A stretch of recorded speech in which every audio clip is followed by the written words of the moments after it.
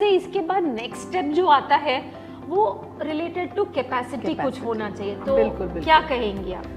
तो इसके बाद जैसे हमने ये फोरकास्टिंग समझा कि हम पूर्वानुमान करेंगे ये 6M का, उसके बाद हमको समझना ज़रूरी है कि हम कैपेसिटी को कैसे प्लान कर सकते हैं। तो अब ये कैपेसिटी बहुत सारी चीज़ों की हो सकती है। पहली हो सकती है हमारी इंफ्रास्ट्रक्चर कैपेसिटी। इंफ्रास्ट्रक्चर में हमारे पास कितना एरिया है, हमारे पास कौन कौन से रिसोर्सेज हैं, ये सारी चीज़ें हम समझेंगे। फिर आता है हमारा मनी की कैपेसिटी। जैसे हमने 6M में ये समझा था मनी, तो मनी की कैपेसिटी क्या है आपकी, क्या कितना पैसा आप डाल सकते हैं, कितना पैसा आप इन्वेस्ट कर सकते हैं, कितना पैसा आप मटेरियल खरीदने में खर्च कर सकते हैं, कितना पैसा आप डिस्ट्रीब्यूशन में खर्च कर सकते हैं।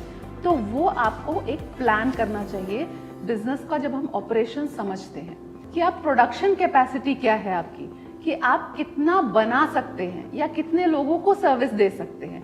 जैसे हम आपने बताया टिफिन सर्विस का बहुत अच्छा एग्जाम्पल। अब हमको वो उसमें प्रोडक्शन कितना करना चाहिए ताकि हम वो चीज़ डिलीवर कर पाए।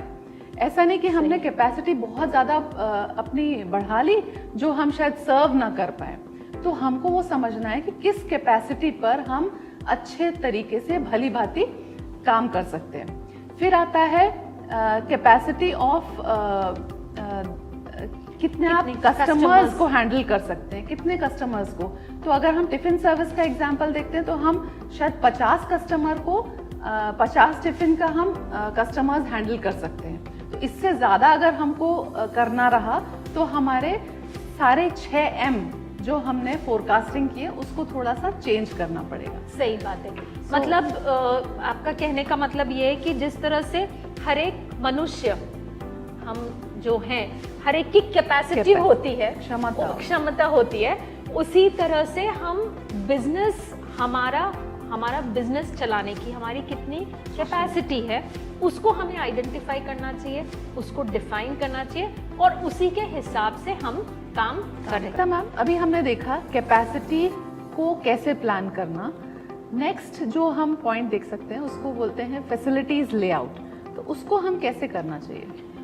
पूजा, ये जो फैसिलिटीज लेआउट हम बोलते हैं, अब फैसिलिटीज मतलब क्या? फैसिलिटीज में एक सबसे बड़ा आता है कि हमारी जो जगह है जहां हम अपना व्यवसाय चला रहे हैं, हम अपना बिजनेस चला रहे हैं। तो एक होता है टोटल एरिया। तो पहले तो टोटल एरिया का लेआउट हमारा तैयार होना चाहिए, खाका तैयार होना चाहिए कि हमारा टोटल लेआउट कितना होगा, उसका एरिया कितना होगा, कितना बड़ा छोटा। अब अगर हम 100 टिफिन दिन के बना रहे हैं तो शायद एक छोटे कमरे में हमारा काम हो जाएगा। लेकिन अगर हमारा टारगेट 1000 टिफिन रोज के है या 2000 टिफिन रोज के, तो हमारा किचन बड़ा चाहिए। तो हमारा किचन एरिया सेपरेट रहेगा, फिर हमारा सर्विस एरिया सेपरेट रहेगा, पैकिंग एरिया सेपरेट रहेगा। तो उस तरह से हमें अपनी रिक्वायरमेंट के हिसाब से अपने फैसिलिटीज को, अपने एरिया को प्लान करना पड़ेगा।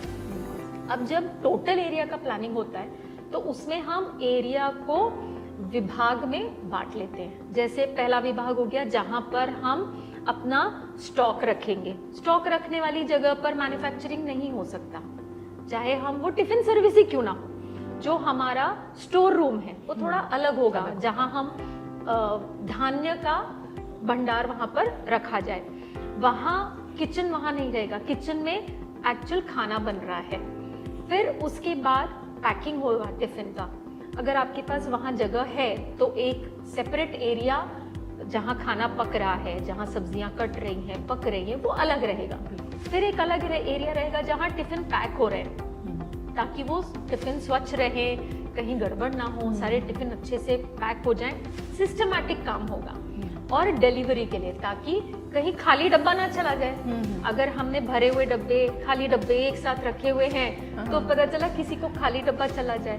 तो इसीलिए वो एरिया सेपरेट होने चाहिए। इसके साथ साथ अगर जैसे टिफिन सर्विस में हम साथ में ये भी प्रोविजन रखते हैं कि कोई अगर आके हमारे यहाँ मेस की तरह खाना खा के जाना चाहे, टिफिन नहीं चाहता है, वो चाहते हैं कि हमें गरम गरम फुलके मिल जाए, वो हमारे यहाँ आते हैं, तो हमारे पास वो जगह होनी चाहिए जहां हम उनको सर्विस दें। या कोई ऐसे होंगे वो बोलेंगे हम टिफिन आके पिकअप करके लेके जाएंगे, राइट। तो वो पिकअप एरिया भी होना चाहिए। तो ये सारे एरियाज का प्लानिंग, फैसिलिटी का प्रॉपर लेआउट होना चाहिए।